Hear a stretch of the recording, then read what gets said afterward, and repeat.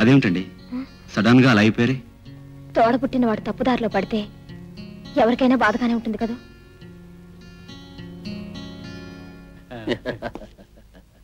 Hi Seenu. Hello గురుగారు. No thank you. ఓ మీరు తాగరు కదా, ఇది కలియుగ అమృతం. మీకు అలవాటు లేకపోవటం చాలా దురదృష్టం. ఒక మనిషికి నిజమైన దురదృష్టం ఏమిటి చెప్పమంటావా? ఒక ఆడదాని సంపాదన మీద ఆధారపడి బ్రతకటం. గురుగారు నన్ను ఏదో దెబ్బ కొట్టాలని చూస్తున్నారే?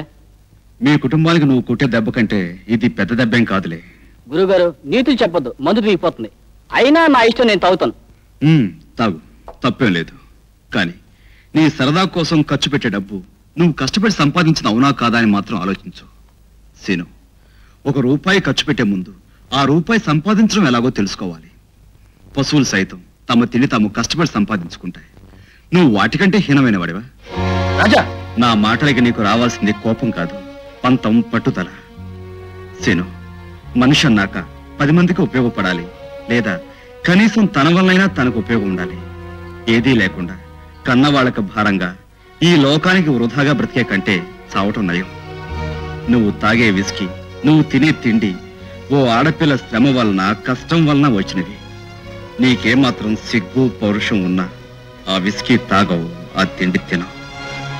వస్తా.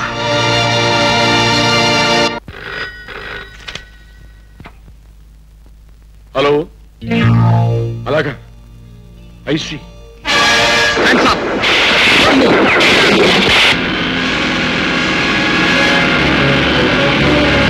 Inspector arrest. Constables come on. Constables తీసుకురండి.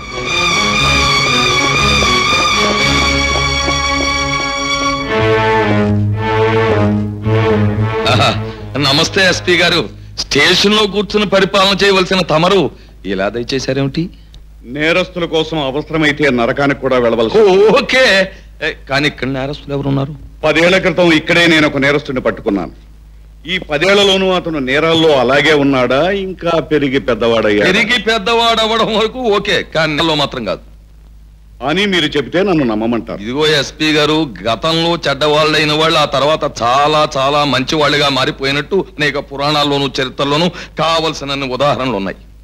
ఉదాహరణ చెప్పి నా చేతిలోంచి తప్పించుకోవడం అసాధ్యం. ఇదిగో ఎస్పీ గారు, ఇలా తల్లకిందులుగాను డొంక తిరుగుడుగాను మాట్లాడితే నాకు కిట్టదు. ఓకే, చెప్పదలుచుకున్నదేదో స్ట్రైట్ గా సూటిగా చెప్పండి. ఓకే.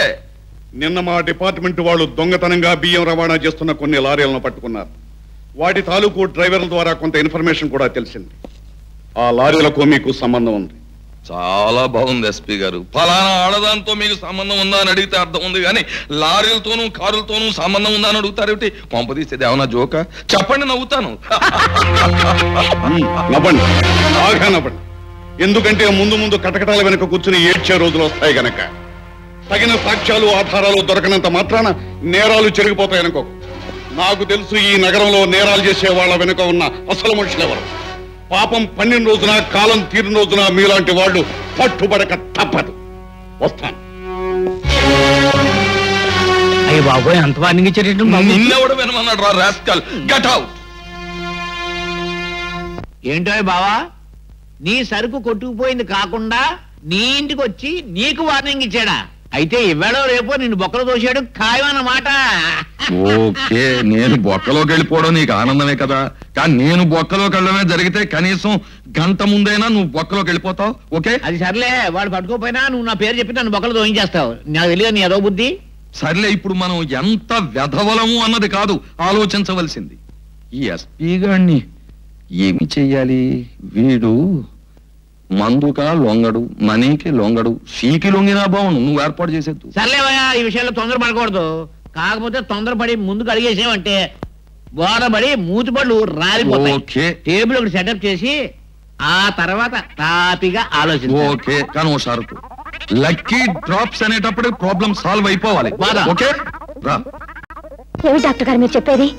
ఎన్నేళ్ల తర్వాత కూడా మా నాన్నగారికి చూపు వచ్చే అవకాశం ఉందా?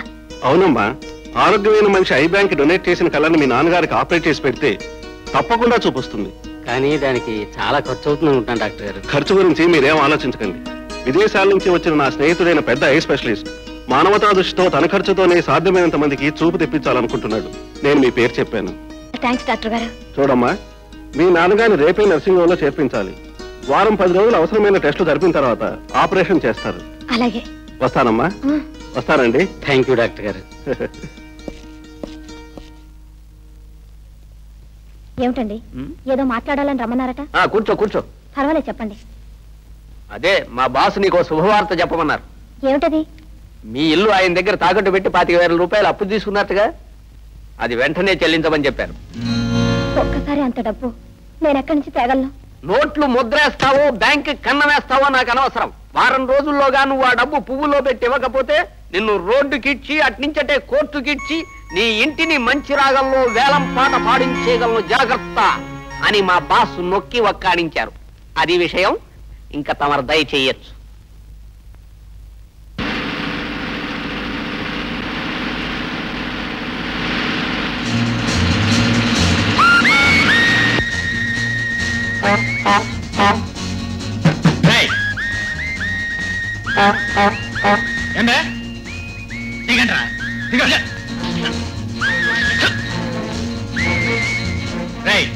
ఎవడనో దారి కట్టిగా లే.